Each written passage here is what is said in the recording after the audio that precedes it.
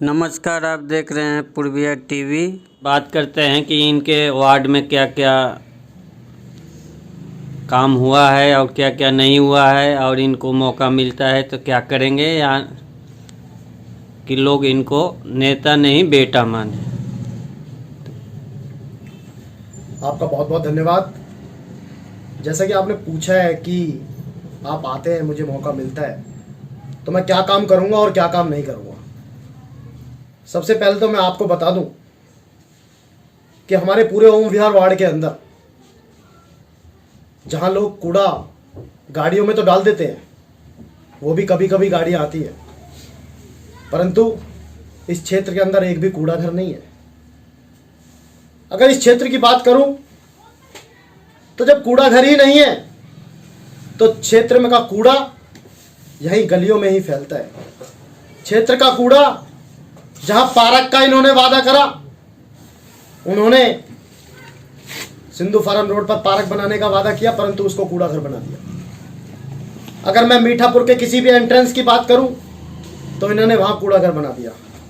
तो सबसे पहले तो जी मैं आपको बता दूं कि इस क्षेत्र के अंदर जब कूड़ा घर ही नहीं है तो क्षेत्र का कूड़ा बाहर जाएगा कैसे।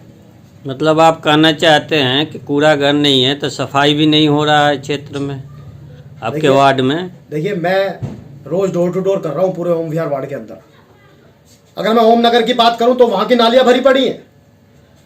अगर मैं शिवपुरी की बात करूं तो वहां की नालियां भरी पड़ी है। अगर मैं लखपत कॉलोनी पार्ट 2 की बात करूं तो वहां की नालियां भरी पड़ी है। और क्षेत्र की जनता का भी यही कहना है कि हमारे क्षेत्र में जब नालियों की सफाई नहीं होती, इस क्षेत्र के अंदर झाड़ू नहीं लगता, तो पार्षद की तो सबसे छोटी जिम्मेदारी होती है। तो जब तक ये सोते हुए पार्षद नहीं जागेंगे, जब तक इस क्षेत्र का विकास नहीं होगा। और क्षेत्र का विकास जब ही होगा जब एक लोग ऐसा व्यक्ति को चुन लेंगे जो इस क्षेत्र में रहता हो, इस ओम विहार वार्ड के अंदर रहता हो, और ऐसे व्यक्ति को चुन लेंगे जो इस क्षेत्र में ही नहीं रहता। जिस तरीके से मैं आपको बता दूं कि पार्षद हमारे क्षेत्र के अंदर नहीं रहते, उनका निवास स्थान सेक्टर में है, तो उन्हें क्षेत्र की जनता के बारे में क्या पता। जब उन्होंने सिर्फ और सिर्फ वोट मांगते समय गलियों को नापा था, अब तक उनको शकल नहीं देखी है किसी भी लोगों ने उन लोगों की, और पूरी जनता त्रस्त है और हमारे पार्षद मस्त हैं।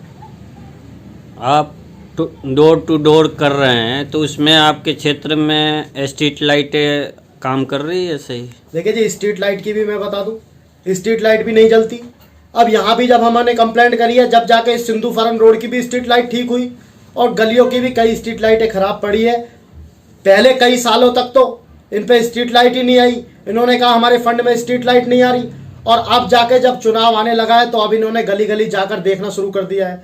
तो जनता सब समझती है कि अब समय आ रहा है इन लोगों का, तो ये जनता के बीच में जाना शुरू कर रहे हैं। अब समय आ रहा है तो ये जनता के बीच की झाड़ू लगवाना भी शुरू कर रहे हैं, गलियों में नाली साफ करवा रहे हैं। परंतु अब ये जनता समझ चुकी है 2022 के अंदर आम आदमी पार्टी को सरकार को चुनेगी। जिस तरीके से दिल्ली के अंदर स्कूलों की शक्लें बदली हैं, जिस तरीके से दिल्ली के अंदर अस्पतालों की शक्लें बदली हैं, जिस तरीके से माताओं बहनों को यात्राएं फ्री मिली हैं, जिस तरीके से बिजली का बिल 200 यूनिट तक जीरो हुआ है। आज जब मंत्री के घर के अंदर जब 4000 यूनिट फ्री होती थी, तब इन लोगों के पेट में दर्द नहीं होता था जी। परंतु आज जब हर अच्छे नागरिक, हर घर घर 200 यूनिट मुफ्त अरविंद केजरीवाल जी और जनता का पैसे को जनता को समर्पित कर रहे हैं, तो इन लोगों के पेट में दर्द हो रहा है। ओम विहार वार्ड में पानी का निकासी ठीक है? देखिए जी, जब नाली भरी पड़ी है तो पानी की निकासी कहां से ठीक हो सकती है। इस क्षेत्र की जनता बड़ी परेशान है। जब एमसीडी के अंदर निकासी नहीं हो रही, पानी की निकासी नहीं हो रही, नालियां साफ नहीं हो रही, झाड़ू नहीं लग रहा, पार्क नहीं मिल रहा, क्षेत्र को कोई अच्छी डिस्पेंसरी नहीं मिल रही, क्षेत्र में कोई सफाई नहीं हो रही, तो ये पार्षद किस लिए? ये पार्षद सिर्फ इसलिए होते हैं क्या? एमसीडी के अंदर अगर कोई मकान बनता है तो एमसीडी के वाले वहां पहुंच जाते हैं कि हमारे मकान पर अगर हथौड़ा नहीं चलवाना है तो पैसा दे दीजिए, और अगर आपको कोई समरसीबल लगवाना है तो पैसा दे दीजिए। क्या इसी तरीके की उगाई चलेगी क्या? जब इनको पैसा ही देना है तो वोट क्यों देंगे जनता इन लोगों को? आप कहना है कि भ्रष्टाचार मतलब पूरी तरह नगर निगम पूरी दिल्ली के अंदर एमसीडी का भ्रष्टाचार, पूरी पोल खुल चुकी है।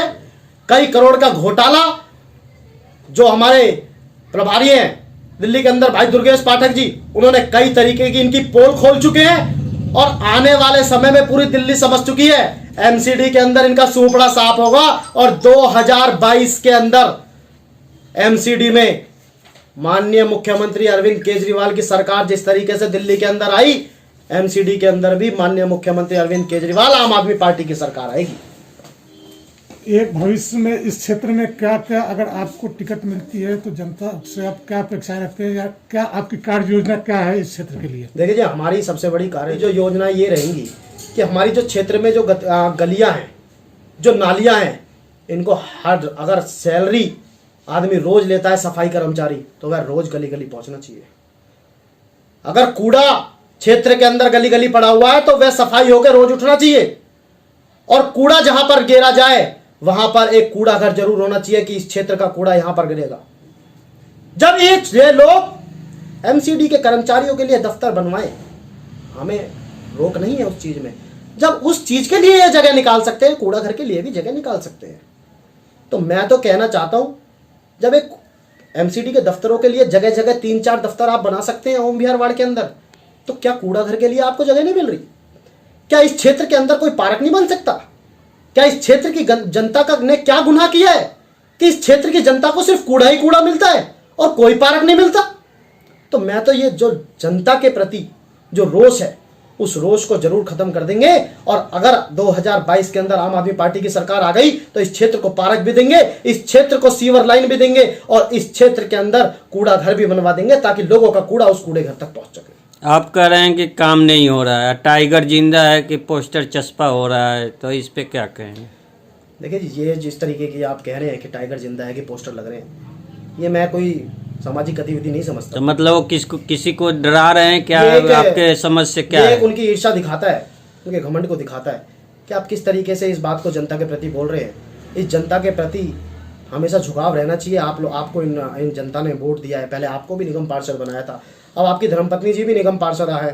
तो मैं तो कहता हूँ इस तरीके की भाषा शोभा नहीं देती और जनता के प्रति आप घमंड को ना दिखाएं, अपने घमंड को ना निकालें कि आपका जनता के प्रति में क्या दिखाना चाहते हैं। मुझे तो इस चीज़ से समझ में नहीं आया।